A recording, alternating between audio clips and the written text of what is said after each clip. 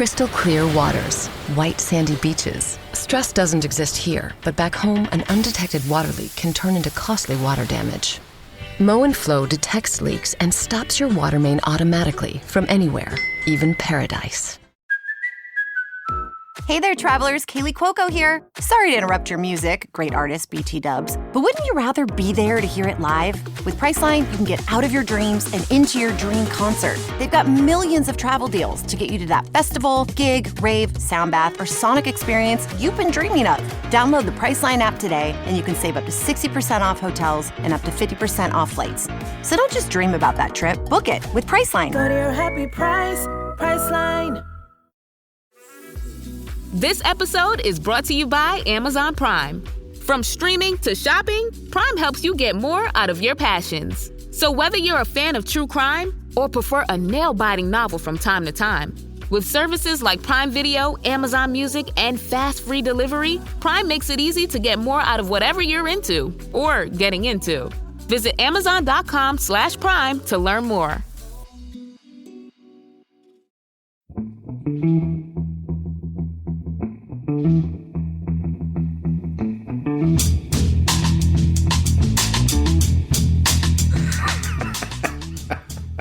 Hello, welcome to the Price of Football.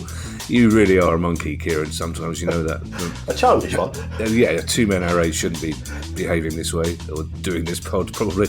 Welcome to the Price of Football, the show that looks at the money behind the beautiful game. With me, Kevin Day, and Liverpool University's Kieran Maguire. Kieran actually took a run-up at the go bit, and it was just funny. He went to the other side of his room and then ran in, jumped in with both thumbs up to indicate that we were recording. If I could find a way, Kieran, of moving my script down, I'd be able to see the timer itself and know we were recording. Obviously, you're in a very chipper mood, I can tell, Kieran.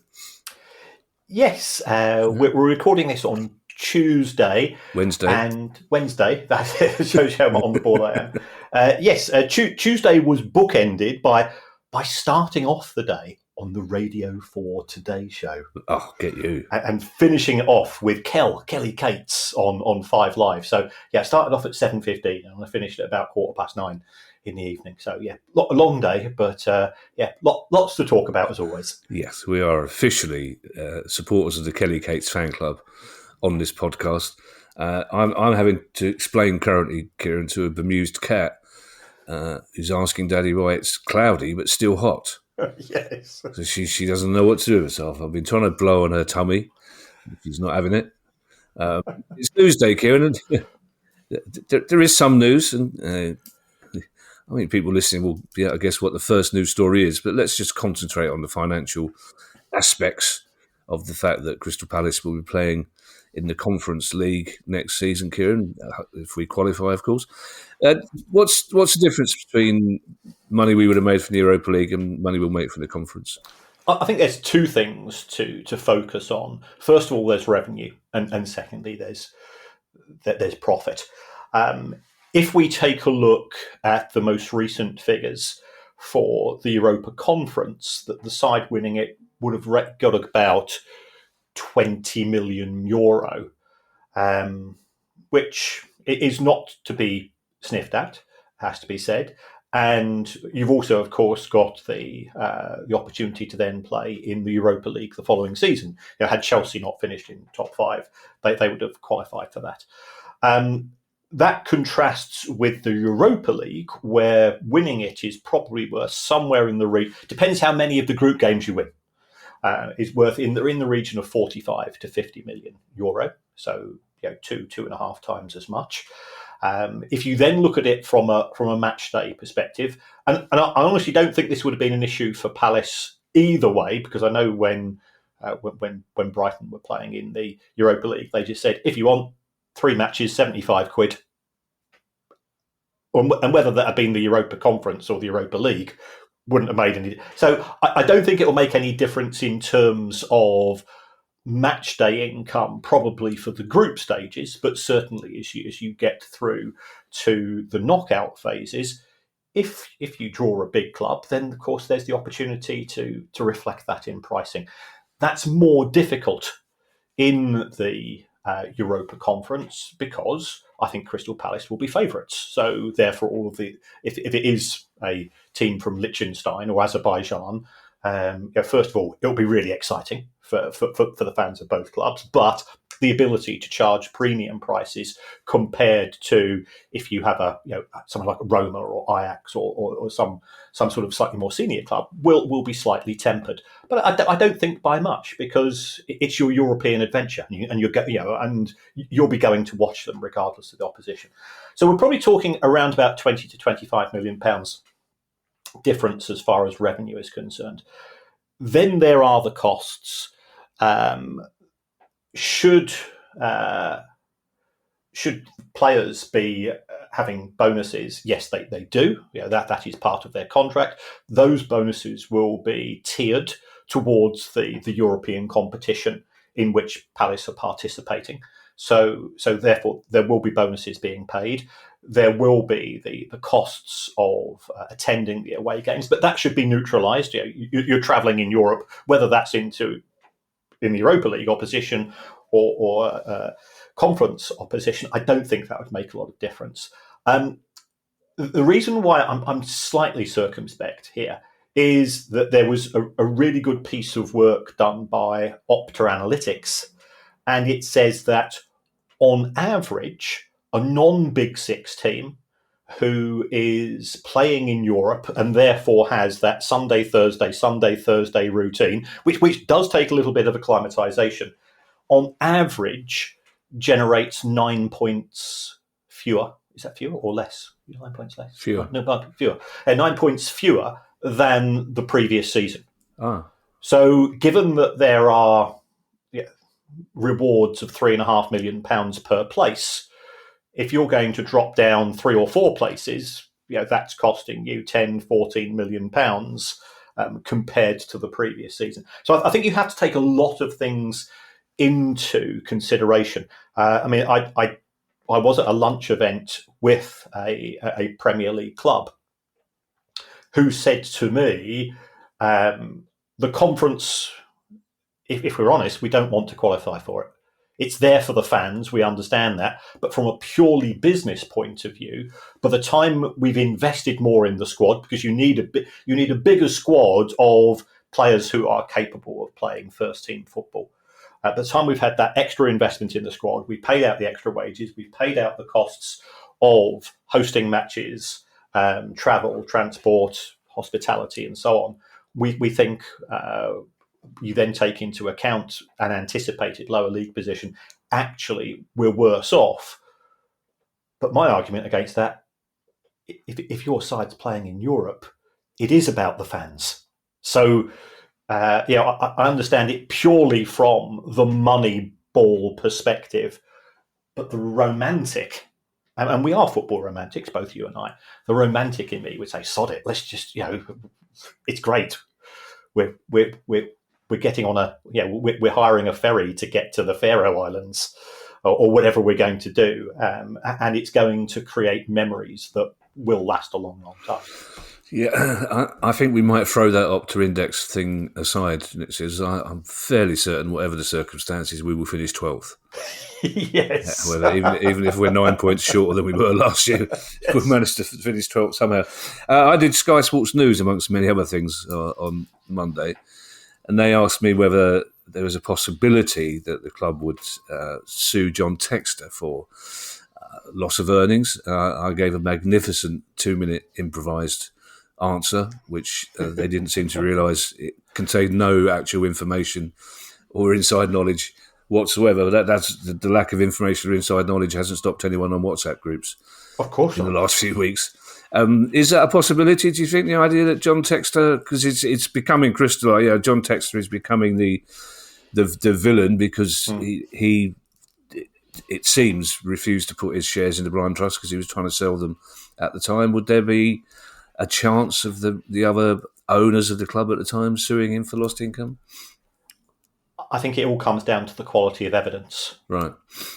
My understanding from a few snippets picked up is that it was the skill of the KCs at CAS which had an impact, and John Textor is a man that will say 1,000 things in a day. some of which are very ambitious, some of which sound a bit fantastical, some of which are on the button, and trying to filter your way through the sort of the wheat from the chaff can be quite a challenging exercise. I think they would struggle because ultimately the club could have done other things that could have acted in their favour. I suspect will be the response, and I'd concentrate on the footballing side.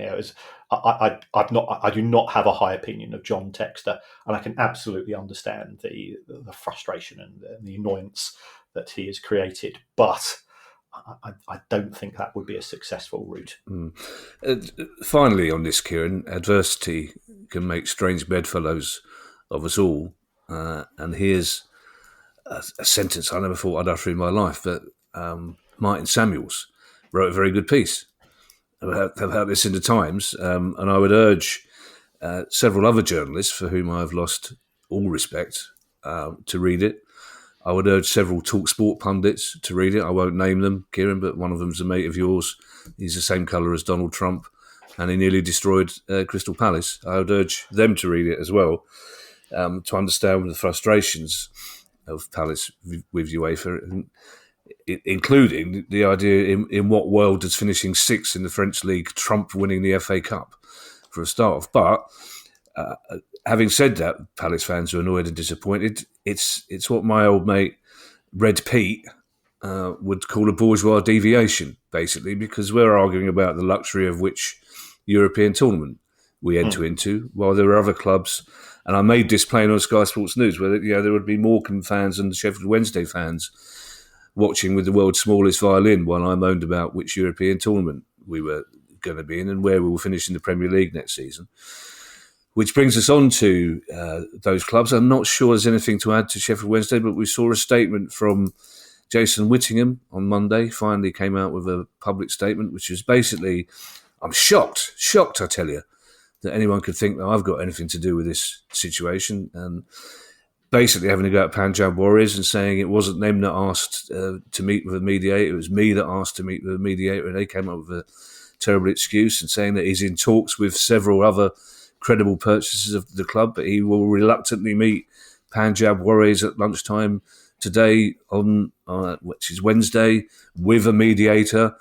So he doesn't have to do any actual talking himself. I don't know how he's going to do that. Maybe a series of mime gestures, which would be very different to the mime gestures given by Morecambe fans towards him. Yes.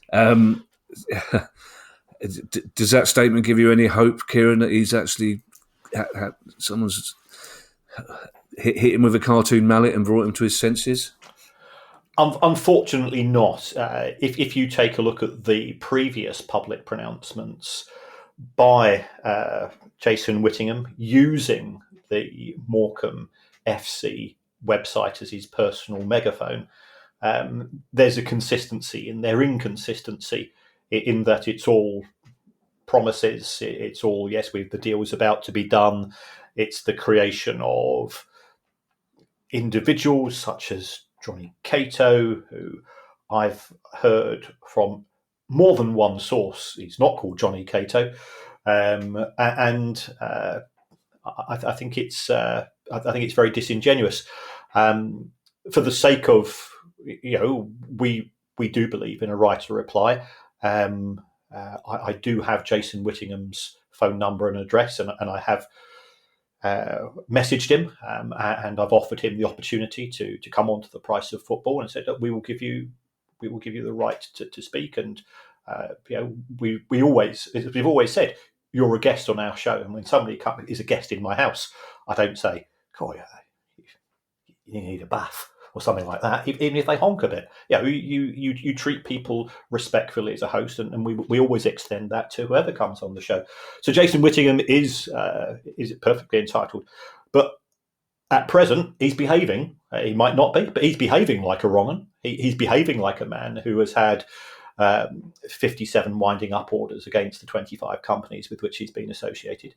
He's behaving like somebody that hasn't paid the wages and seems to be wanting to extract on a nickel and dime basis as much money as he can from the club for whatever reason. I don't know his personal circumstances. He lives in a very nice house. I'll tell you that. We didn't have a bath when I was growing up. We had a shower because our flat was quite. Yeah, when I grew up in the Elephant, we had to do the sink. No, get out of here! Honest, yeah, get out of it. The geyser. Yeah, remember the old gas geyser? And I'd sort of it was, we didn't have anything like that. What is it with you people from South East London? It's only just across the border from me in South London. None of you seem to have an inside toilet or a shower or a bath. But we had a small flat. If we did have a bath, what my dad would have done, he would have run the bath. As simple as that. If somebody turned up who had a personal odour problem, he would have just run. He wouldn't say anything, but he'd run the bath, and he would just go. Is that in the same way that if my mum's friends had outstayed their welcome, as they tended to do, he would first of all wind up the alarm clock, then he would turn off the fish tank light, and then he would turn off the front room light, basically. So, which is very passive aggressive, but used to make me laugh a lot. Back to Morecambe, though, I thought one of the significant things that Whittingham said in his statement was that he had appointed a new board of directors in order to expedite the sale of the club, which was the one line that makes you think, well, actually, maybe he is serious about selling the club. Maybe he's appointed a new. I don't know how many people are on this board of directors or whether they're all called Johnny Cato, but. And I'm not sure of the exact rules that exist within the National League in terms of a replication of the owners and directors test. And certainly should there be an independent football regulator. And it has to be noted that the government yesterday did say that the intention is for the IFR to be in place now for the 1st of November. There is a preferred choice for both the chair and the chief executive. Government acknowledges that the 1st of November could be too late for Morecambe. Let's be honest. The next Wednesday, which is effectively the decision day, because the National League are in a very unfortunate position that they do have a duty of responsibility towards the other clubs in that division as well as Morecambe. So yes, it's all well putting together a series of directors, but do these directors have the appropriate test? There's nothing to stop Jason Whittingham from being a director. Oh, and he could be the director and the club secretary, and he could put through that deal himself. So he's a director of many other companies, many other unsuccessful companies, it has to be said. Yeah. But he's a director of other companies. Yeah. So I'm not quite sure why he's not willing to. Perhaps he doesn't want to schlep up to the gorgeous Lancashire coast from Essex. Yeah. Well, that's part of the problem as well, but that's a different story. The championship kicked off this weekend, Kieran, and I did my usual shouting at the TV when I went completely over the top as to how exciting the championship was. And then annoyingly, the two games I watched turned out to be really exciting games, basically. Yeah, and also Bromley. Oh, my God. Oh, made up. I couldn't be more happy. Obviously, the Palace connections there. But that's an astonishing result for them. And also, Ed Sheeran, his dad was from Bromley. I didn't know that. Johnny Sheeran. Who, as soon as you hear the name Johnny Sheeran, you think he knows Uncle Terry, doesn't he? So yes. Johnny Sheeran must know Uncle Terry. Probably did a couple of jobs with him. Yeah, but interesting to see games kicking off at 3:00 on TV, Kieran, in the championship, and it's led to a few people starting the discussion about the sanctity of the 3:00 kickoff in the Premier League and whether that's actually making anyone any money or whether it's really time to start looking at whether games at that time could be televised. Yes, I think it's a complex issue to which there is no simple answer. Sky have effectively now come out and have said that they believe that one of the attractions of piracy is the fact that the Premier League is not selling all 380 matches. And therefore, the Pirates are able to do so, and that includes the 3 p.m. Saturday kickoff. Now, we do have a deal which is starting this weekend, where Sky and TNT are broadcasting more matches than ever before, but there's still 140, 120 matches which are going to be not broadcast, and those will mainly be 3 p.m. matches. So what could happen there? I think there's 2 or 3 things. First of all, we could retain the status quo because it does have an impact on attendances at lower league football. So therefore, there's a case for saying that if the Premier League wants to go down that particular route and negotiate its way out of the 3 p.m. blackout, then there should be some form of financial redress to those clubs that will be on the receiving end of not seeing. I don't think, however, that you'll be getting Liverpool versus Manchester United at 3 o'clock on a Saturday. It just doesn't fit rightly. And just a heads up, the postman is walking up the drive. He might not hear. He might not. He's going to, isn't it? Yeah. Yeah. He's I have to say, Kieran, I tried. Yeah, there we go. Good boy. Good boy. You get it. Go on, get him. It's quite hard. It's weird. It's just delivery people. It's just only delivery people. Yeah, okay. Yeah. The next door neighbour when he goes up drive, not a thing. He knows different footprints. Oi, quiet. Yeah. Oh, he did. He went quiet there as well, apart from a little protest growl. It's my alpha male coming through. I tried watching, I think it was West Brom Blackburn on Saturday afternoon. I couldn't do it. It just felt too weird watching the game on TV. I ended up just going to the scores channel as they came and it felt much more relaxed. It's an odd... It just... Economics notwithstanding, it just somehow feels a step in the wrong direction for me. That losing 3 o'clock kickoffs or having games televised at 3 o'clock, I can't even put my finger on why I'm against it, but I just am somehow. I'll tell you why, it's the sort of thing that Simon Jordan would like. That's why I think I'm against it. Yeah. I mean, I think there's a case that could the Premier League broadcast those matches itself, but then we come up against the other issue, and certainly I linked to I think it was Martin Ziegler's article, and I've read Martin Samuel's article today, and I think it contains a lot of merit. I think I've still 1 or 2 reservations, but yes, I felt it was well thought out, and as he rightly pointed out, there is no integrity in football. But let's not pretend that there is. The number of times when a club towards the end of the season, they're already up, they're already down, or they've got a big European semi-final the following midweek, and they put out a second string team, and that has implications for everybody else in the division if you're up against somebody that's relegated.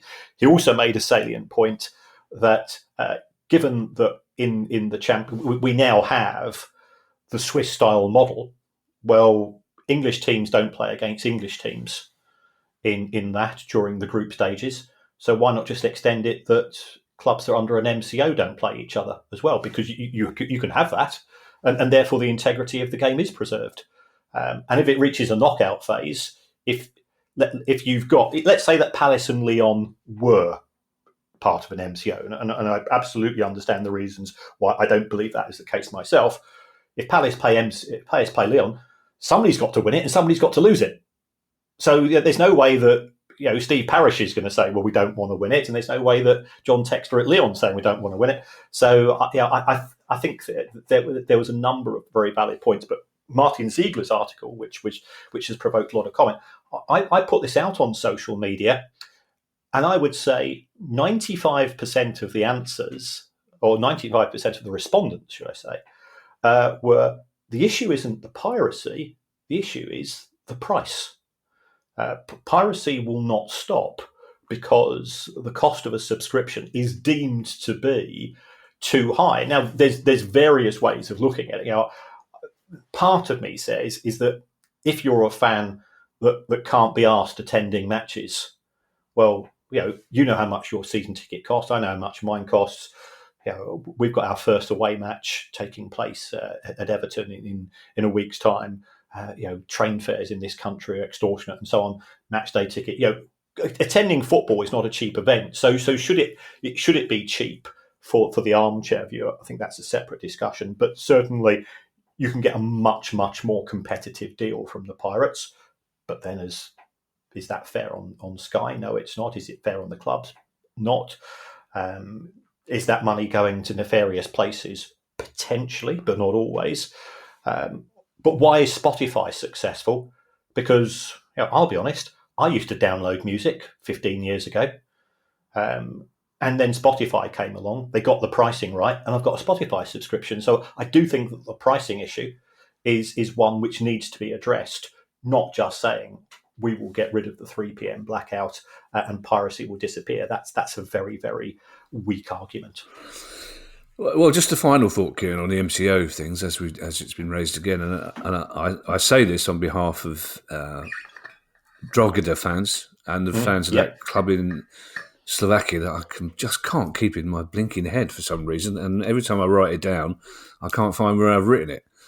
So, which is a terrible sign of old man brain developing. But what you could say about MCOs is you ditch them completely, because then fans of clubs like Drogheda don't lose out on Europe completely, because their club is the plaything of a wealthy investment group who have decided that they want another Panini sticker to add to their collection, and they buy a bigger club which gets into Europe instead of them. So, I would also say that if people think that a blind trust is restoring integrity to football, I'm a pineapple. Yeah, and you very much are not.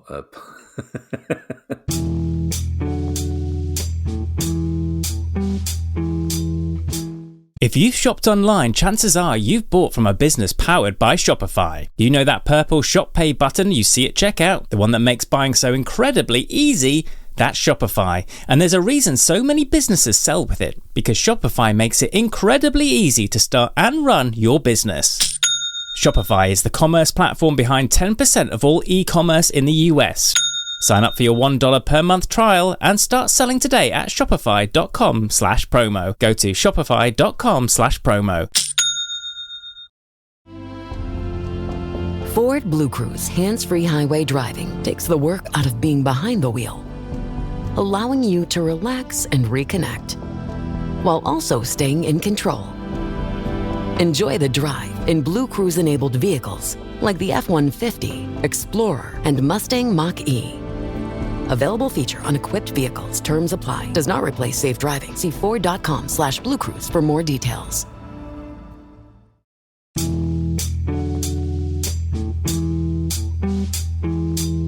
While we're in Europe, Kieran, this is a very interesting news story, I think, because we've spoken right from the start of the pod, normally at the end of the season, because we always get asked this question then, about players who play for clubs who get relegated, whether their wages will be affected. And in Italy, they certainly will be from now on. Yes, I think what's interesting here is that the Italian Footballers Association and Serie A have effectively got some form of collective bargaining agreement, such that there will be a mandatory 25% pay cut if the club gets relegated. At the same time, I think there will also be implications in terms of the price which the player can be sold for.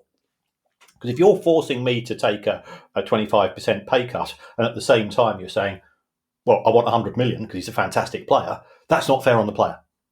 So the player is part of the relationship here, and their position needs to be protected. So some people have seen this, and they said, well, surely this should apply to the Premier League as well. And if that was the case, does that therefore mean that parachute payments can be eliminated? So I got out my spreadsheet. I went through the teams that have been relegated over the last 15 years, and it turns out that the wage bill on average for a club which has been relegated from the Premier League has decreased by 33%. And for those clubs that were relegated who didn't bounce back immediately, the average wage reduction was 40% or more. So it does occur. At the same time, the revenues of the clubs on average were reducing by well over 40% as well. So in my view, parachutes, I still think that they're a clumsy solution to the broader problem of the big gaps between divisions, the cliff edges, and that needs addressing. I think parachutes do serve their purpose, but they need finessing. So I fully understand what's happened here. It does show that the players' unions are realistic. I think for me, it's indicative of the players' unions understand the game because they were party to this agreement. It wasn't forced on them. And it does have implications, I would imagine, going forwards. But what happens if you are a championship club and you sign a player? That player could end up on more money than the existing squad. What happens if you've got a player, you've just been relegated, the player's got 1 year left on a contract, and you want to offer him a new contract on enhanced terms? If we take a look at Fulham and Mitrovic, for example, he became the highest paid player in the history of the EFL Championship because Fulham wanted him to stay for a long period of time. And he went off to Saudi a few years later, but he got Fulham promoted again. So there are lots of parties, there are lots of spokes to this particular wheel, and just a flat 25% pay cut probably needs a bit more investigation. I find it interesting, Kieran, that the Italian PFA, and I'm sure it's got a much more glamorous name when it's said in Italy. It's said in Italian as well as in Italy, which they would probably say in Italian in Italy, I'm guessing. Yes. It does make me wonder, though, they've agreed to this after, like you say, collective bargaining, but I just wonder what's in it for them. Because it's a big number. It's a big number, and you think what have they got in return?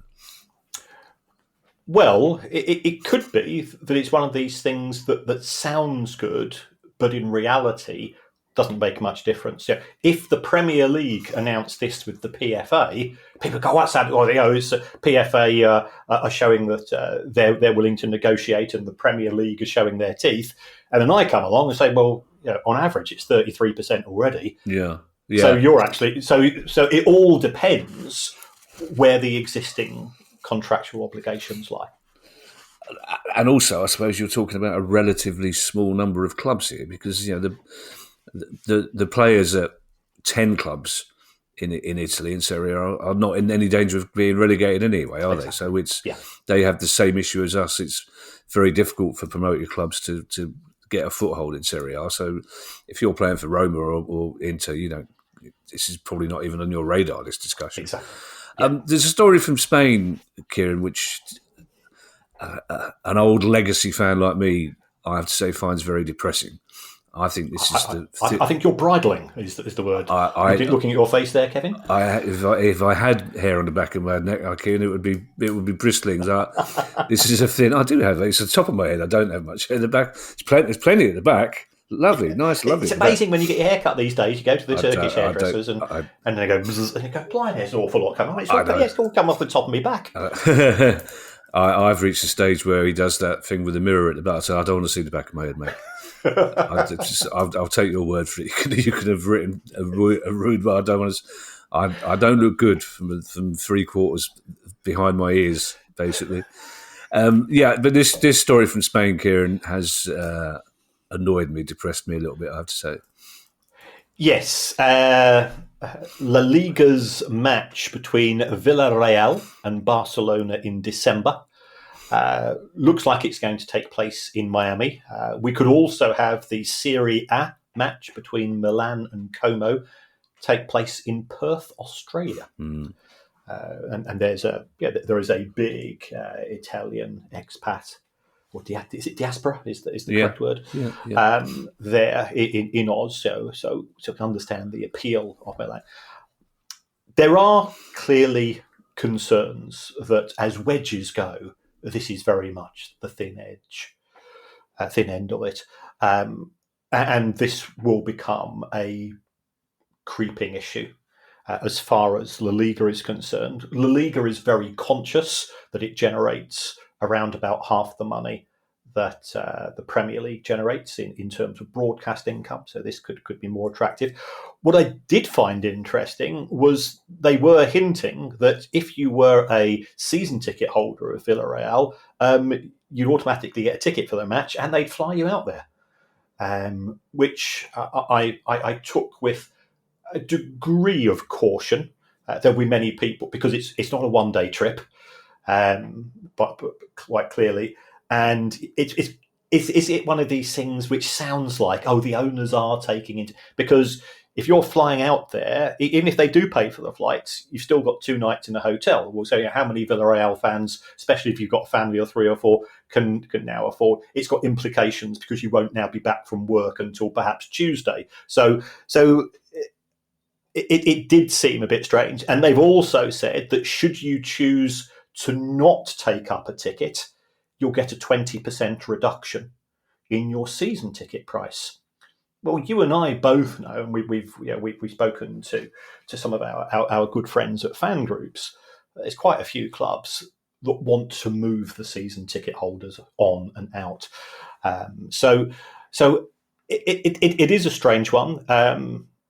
My concern, and it goes back to integrity of the game.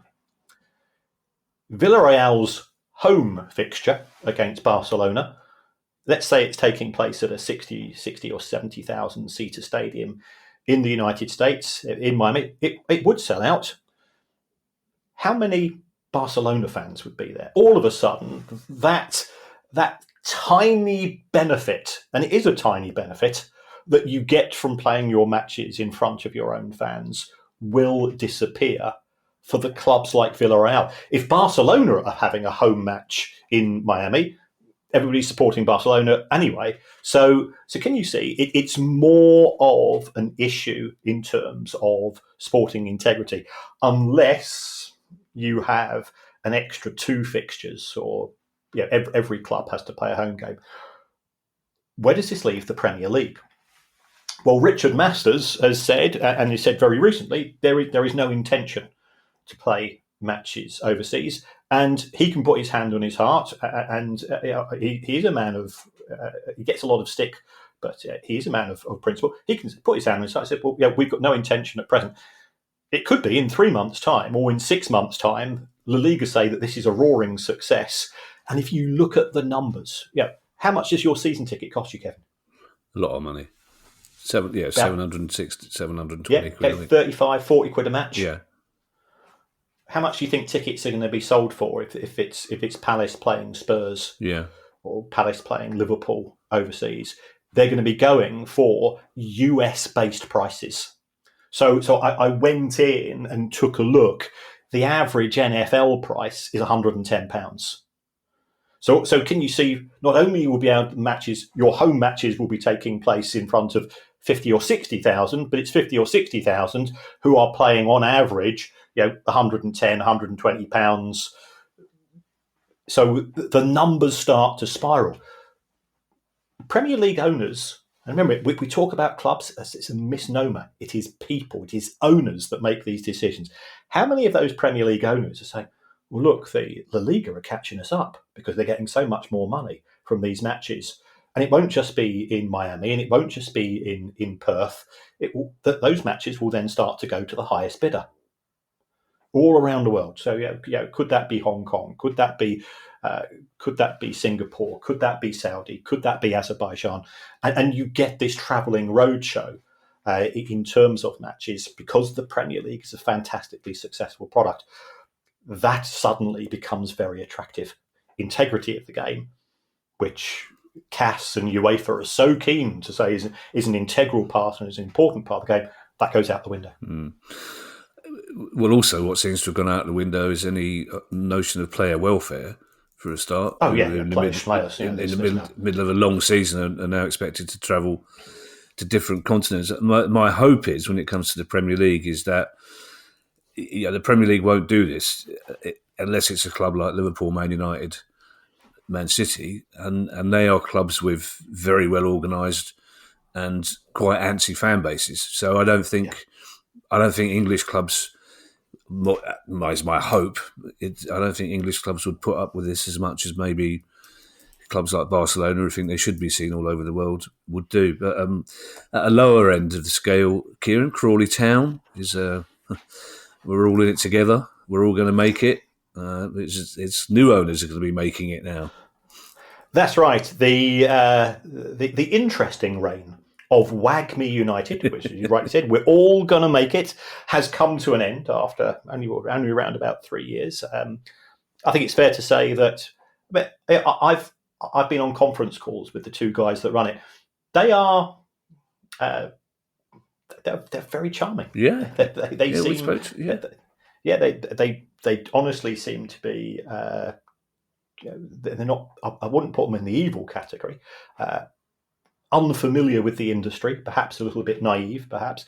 But yes, Crawley Town is now owned by KB Sports and Leisure, a company which was set up around about 12 months ago. I suspect it was set up as an acquisition vehicle. So it's owned by the Khalili family, and I would imagine what they've been doing is that they've been spending the last 10 to 12 months looking at different clubs. I certainly know other parties that were interested in Crawley Town as a prospective acquisition, and I was asked for an assessment. I said, well, there's positives and negatives. The positive, if I was an American investor, having somewhere which is so close to Gatwick Airport is actually quite good, because you can catch a flight and you can get in and out relatively quickly and take on those benefits. It is a new town. There's downsides to Crawley as well, but there's pluses and minuses. So yes, there are new owners. They brought in Scott Lindsay as manager. That's gone down well with the fan base. Ultimately, it comes down to winning matches. And that's how the Crawley Town fan base are likely to respond. So we wait and see. We wish them all the best, and if they want to come on and have a chat and say what inspired them, always welcome.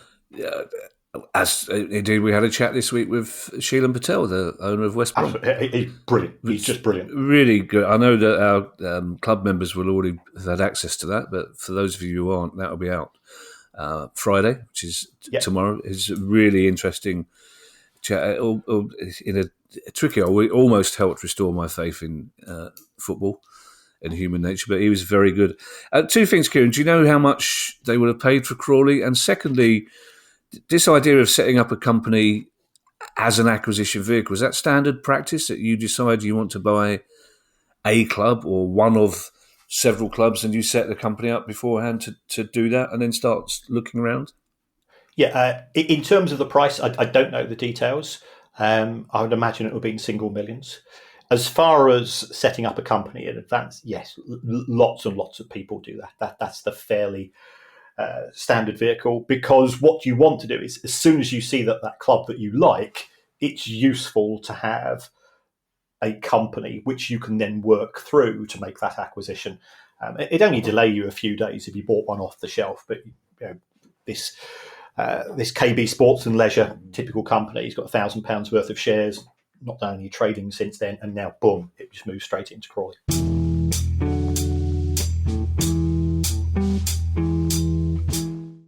This episode is brought to you by Nordstrom. Summer's almost out and fall's calling. Luckily, Nordstrom has everything you need for the season ahead, all under $100. Discover new arrivals from your favorite brands like Mango, Princess Polly, Wave, Free People, BDG, and more. Whether you're planning a last-minute getaway, heading back to class, or refreshing your office looks, you'll find the latest trends and beauty must-haves without breaking your budget. It's easy, too, with free shipping, free returns, and in-store order pickup. Shop today, in stores, and at Nordstrom.com. If you work as a manufacturing facilities engineer, installing a new piece of equipment can be as complex as the machinery itself. From prep work to alignment and testing, it's your team's job to put it all together. That's why it's good to have Grainger on your side. With industrial-grade products and next-day delivery, Grainger helps ensure you have everything you need close at hand.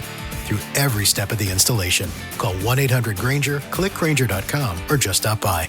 Grainger, for the ones who get it done.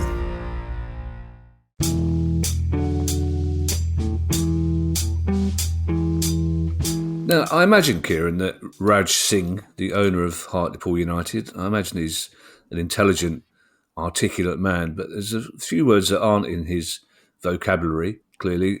Tin ear and reading the room, basically, because his comments about Jeff Stelling recently and about local newspapers and possibly football finance experts, not too far from this microphone, he's not, as producer guys put it, and I can just hear, I can see the look on producer guy's face when he writes it. He's not covered himself in glory, which is the sort of thing that a disappointed parent would say, and he's not covered himself in glory. Yes. So let's start off with the Jeff Stelling issue. Jeff was sort of the honorary president of the club.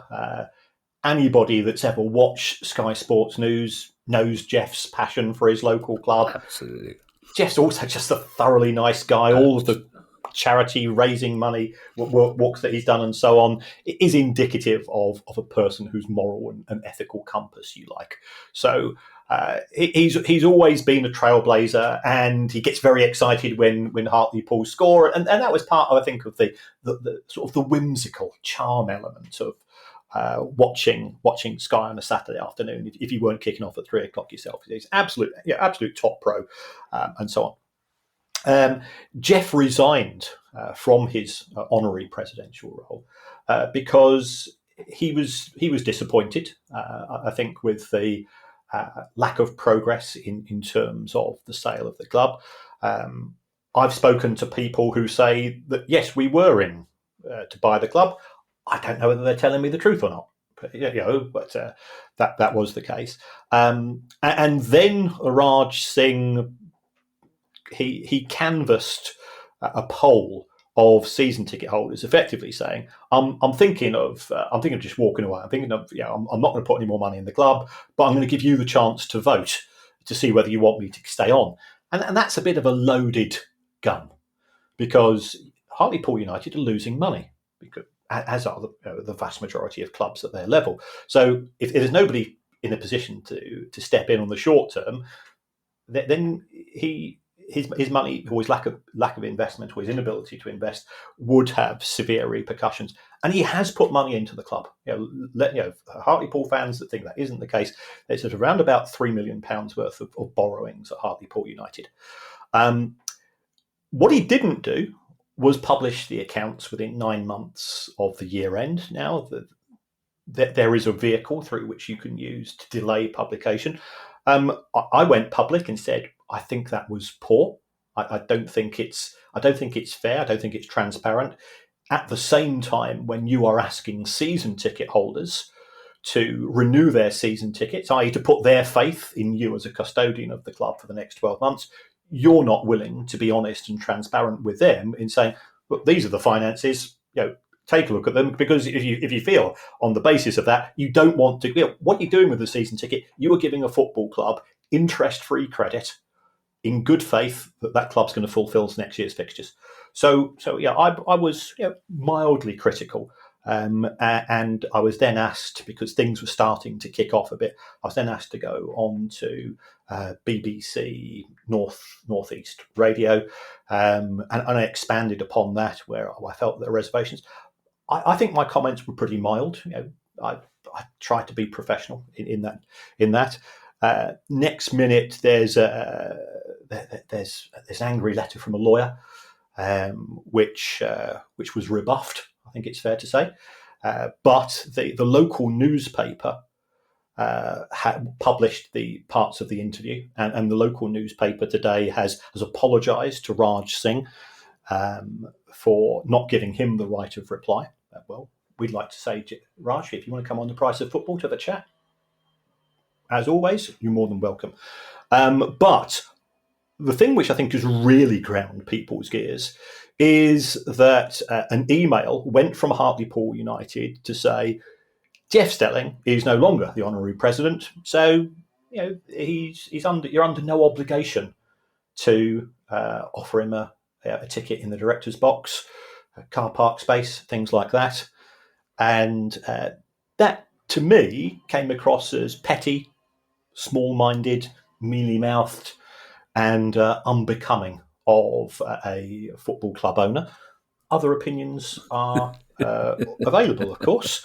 And so we extend that. If Raj wants to come on the show, he's probably too busy, Kevin. He's probably too busy, rescuing kittens out of trees, helping little old ladies across the road. But if he's got a bit of spare time from doing that, come on the show, and I'll quite happily talk to him.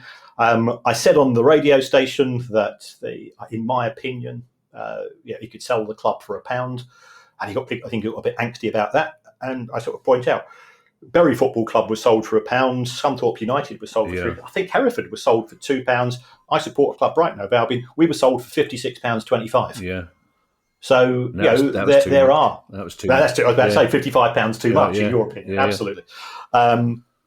So we have seen similar vehicles, and if you sell the shares and you take on the debt, and the club's got debts of £3 million, it's actually costing you £3 million. So I stand by my comments.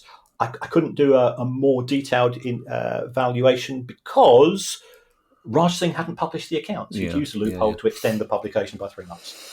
To end this and to avoid producer guy saying to us, you didn't cover yourself in glory, I think in terms of journalistic integrity, Kieran, which is not a phrase I often use about myself, that poll that Raj Singh initiated amongst Hartlepool fans, we should point out that the Hartlepool fans wanted him to stay.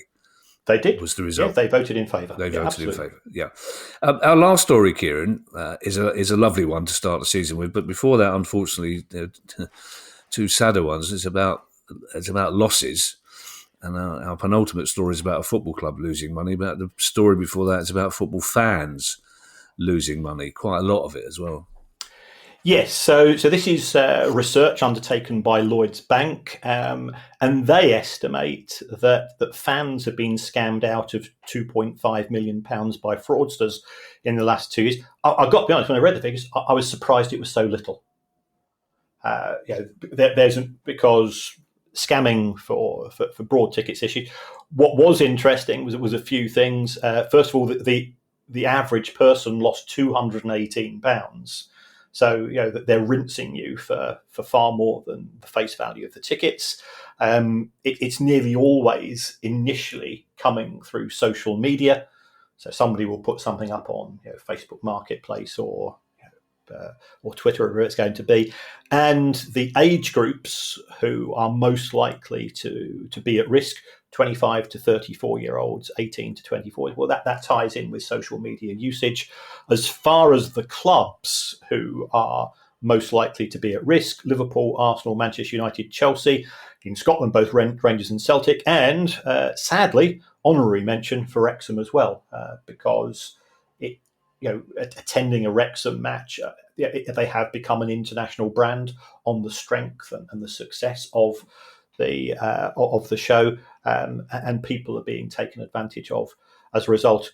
All that I would say to anybody that's thinking of buying a ticket off the internet is A, don't, B, don't, and C, don't. And unless it comes from a known outlet, and even so, be very, very wary, because some of these ticket agencies, they will offer you a guarantee, but their guarantee, as I know to my own cost, is actually a bit of a falsehood, because they will say, yes, we will guarantee you either get your ticket or you will get your money back. But if you've flown across from the United States and if you stayed in a hotel in Wrexham or Liverpool or Manchester or London for 2 or 3 nights in anticipation of seeing the team that you want to see, you don't get that money back. So, and I certainly know of some glorified touts. What they will do is that, yes, they'll advertise a ticket for, let's say, £100, but if for whatever reason that match becomes more attractive and the going rate becomes £150, they'll then list exactly the same ticket for £150. Don't give the ticket to the person that paid the 100, and they're still making money. And whilst we're on the issue of tickets, I went on to the website of Vivid Seats, Todd Bowley's investment vehicle. He's a part investor, it has to be said, but he is down as a related. Vivid Seats are a related party, according to the Chelsea website, and they had around about 1,200 tickets available for the first weekend of the Premier League. I don't think they're down as one of the accredited sellers, so I don't quite understand how that works. And I know that there is some form of correspondence between Vivid Seats and the Premier League, but it leaves an unpleasant taste in the mouth. Yeah, well, that's certainly one we're looking into. Just in terms of the mainly young people, as you pointed out, who have been defrauded online. If they used a credit card to buy these tickets, is there any protection there for them? Yes, there is, in the sense that they get their money back, but fraudsters don't normally take credit cards. Oh, okay. So what a fraudster will do is say, will you make a bank transfer? Right. Will you make a payment via Monzo or Revolut? Okay. And there, you're not covered under the Consumer Credit Act. Right, okay. The club that's lost money, Kieran, I almost don't like saying their name out loud. It's Partick Thistle, because whenever I do, images of their terrifying mascot jump into my that psychotic Lisa Simpson giant, which really makes me shudder. Partick Thistle, it doesn't on the face of it look like a lot of money, Kieran, but to a club like Partick, I presume it is. That's right. And I think this is something that I would encourage. This is a club being proactive. So there was a pronouncement from the board of directors to say, look, we're not publishing the accounts yet, but you need to know that in the most recent season, in 24-25, because clubs have got 9 months to publish their accounts, but we've not published the accounts yet, but we've done our internal calculations. We've lost over 300 grand in 24-25. This has implications for us going forwards into 25-26. We're having to cut our cloth accordingly and so on.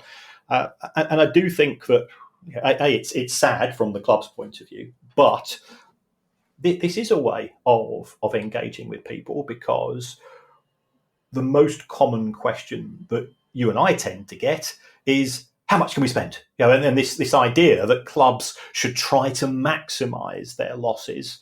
Well, I don't think that can't be the case for all clubs, because they are reliant upon either individuals or benevolent organisations to provide that subsidy. And for a club like Partick, can you still remember Partick beating Celtic 4-1 in the Scottish Cup final in the early 1970s? It's one of those matches that stick out for me.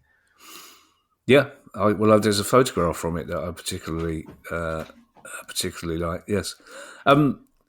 Talking of benevolence, Kieran, and talking of subsidy, I'm really pleased that the last story on our first news pod back after our summer break is one about benevolence and subsidy, and it involves Farnham Town, who have reached, I believe, the highest league level ever in their history, making what I think is a very, very good gesture for their first game of the season. That's right. Yes, they're playing Hungerford Town, and they've said to the fans of Hungerford Town, "Tell you what, jump on a coach and we'll pay for it." And that's just being nice. And whilst we're on that subject, also hats off to Bury Football Club, who have said to Morecambe fans, we know what you're going through, because we've been through similar. Come down to Bury, bring your season ticket, and we'll let you in for free. Hats off. Yeah, it's very good. It does restore your faith a little bit, as I say, that interview with Sheelan did. But Farnham wear a very fetching claret and blue kit, Kieran, which is always going to be a plus in my mind. We're hoping to talk to their owner in the next couple of weeks, because they're finding a lot of imaginative ways to fund their journey up the league. But this idea, I mean, some people will say, well, it's not much, is it, hiring 2 coaches? But for a club like Farnham Town, that is quite a lot of money to hire a couple of coaches to say to Hungerford fans, you might not have been able to afford to come, you might not even know where Farnham is, but come along and it will help make the atmosphere better. And then you hope that other clubs might reciprocate at that level. Absolutely. And whilst we're on about clubs doing really nice things, hat off to Sunderland Football Club. If you're 85 years of old, if you've been a season ticket for more than 3 years, tell you what, this season, come along and you can watch the lads back in the Premier League for nothing. Yeah. Fantastic. Yeah, and what a contrast to the approach taken by some other clubs in the Premier League towards their more elderly fans as well. Exactly. Yeah, so congratulations to Bury, to Farnham and to Sunderland. And what a lovely way to end the pod, Kieran. Yes. Yeah, it's really, I feel very much less antsy than I did at the start of the pod. Don't forget, you can now join our Price of Football Club, where you'll get ad-free listening, bonus episodes and more. And you can do that by going to priceoffootball.com and clicking on Join the Club. You can sign up now if you want to do that. If you have a question you'd like answered on the show, email us at questions@priceoffootball.com. Don't forget, you can follow us on X, you can find us on YouTube. And if you'd like to buy our book, just head back to that same website, priceoffootball.com. We'll be back tomorrow for some of you with our interview with Sheelan Patel, the owner of West Brom. We'll be back on Tuesday for the rest of you for our questions pod. In the meantime, I shall hand you over to Mr. Kieran Maguire for his customary farewell. Well, thanks to everybody for all the support that you give to us and all the interactions. We do appreciate it. And also to the club members for showing a bit of financial good faith towards the pod. We hope that what we give back to you is you appreciate that as well. And we love doing the live mini zooms. Well, not mini zooms, they're quite maxi zooms. Maxi zooms, yeah. But there's another way. There's another way that you can support the club, support the pod, and that way it doesn't cost you a penny. All it'll do, it'll take you 30 seconds, just pop along to your pod producer, give us a little review.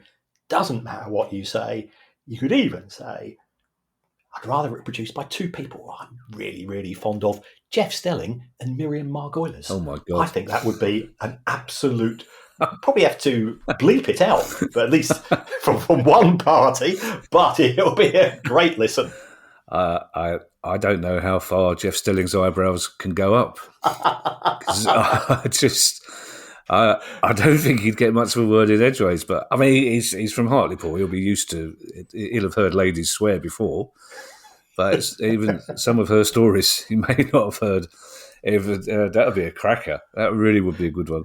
It's just occurred to me, though, Kieran, if we're asking people to join the club, maybe we should be open and honest, and should we be publishing our accounts so that people know? I mean, it wouldn't take long, but I'll put it. If you go onto Company's House and look at Price of Football Limited, the accounts are up there. Are they? Yeah. Are they? They are. Who put them up there? Who do you think?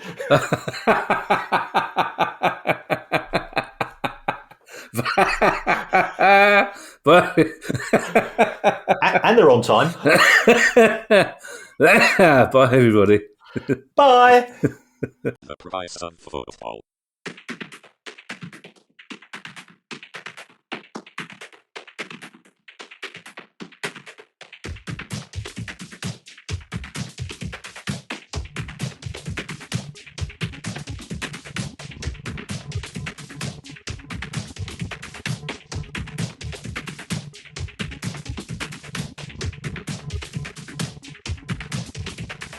The Price of Football.